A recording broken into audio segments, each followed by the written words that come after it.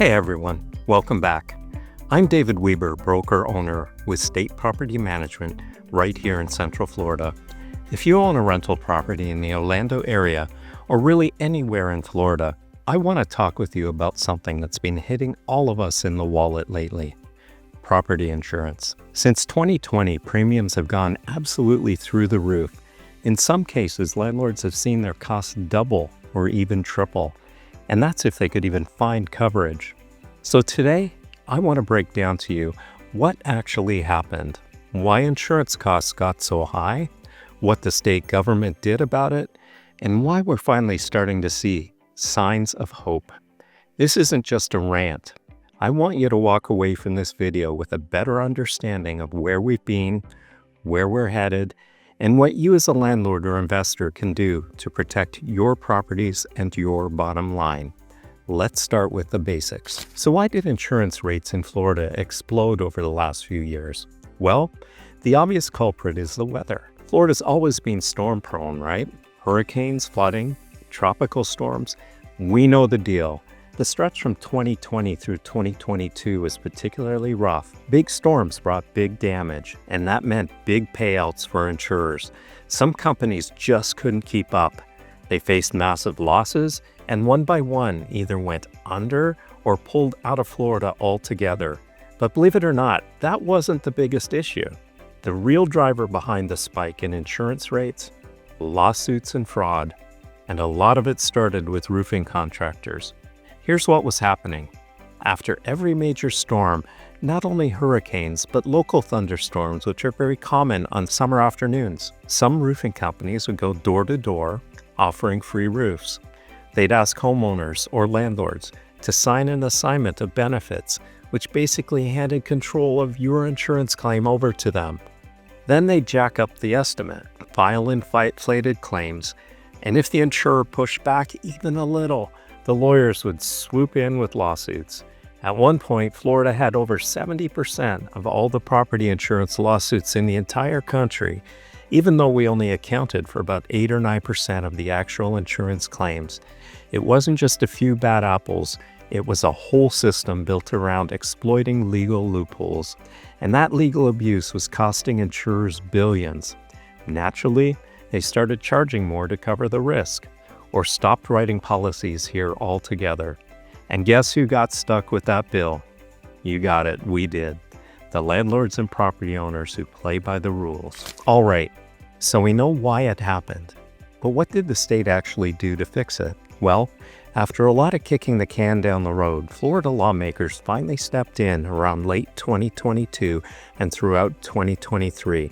They passed several reforms aimed directly at the core issues: runaway litigation, legal loopholes, and those one-way attorney fees that were feeding the fire. One of the biggest changes was eliminating the ability for policyholders to automatically recover attorney fees when suing insurance companies. That may sound harsh at first, but what it really did was remove the incentive for lawyers to file dozens or even hundreds of lawsuits, many of which were minor or questionable to begin with. Another big change: assignment of benefits, or AOBs.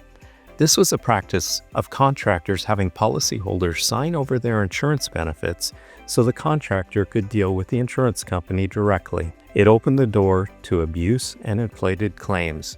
The state finally cracked down on that as well.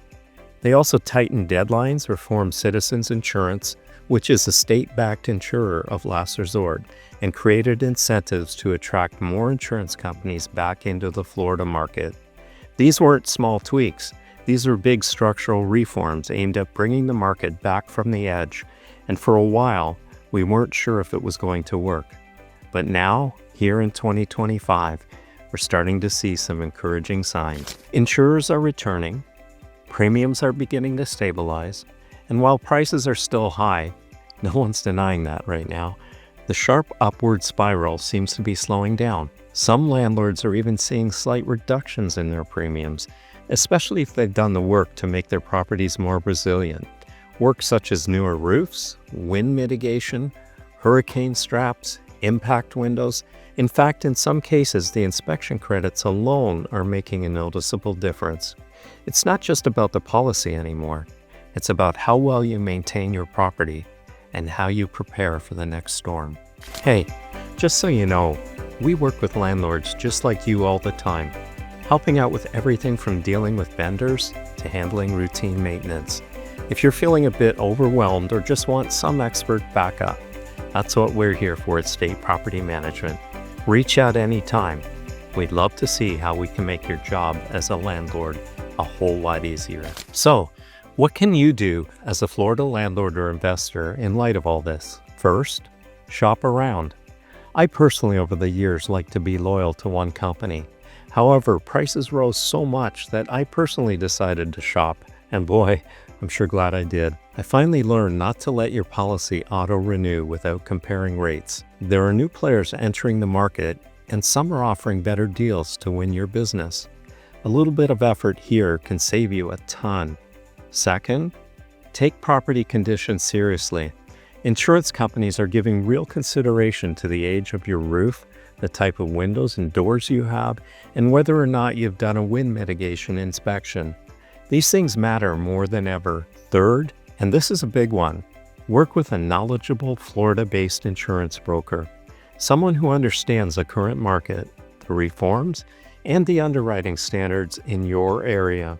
A good broker can steer you towards insurers that are stable, competitive, and actually willing to work with investors. And lastly, be proactive.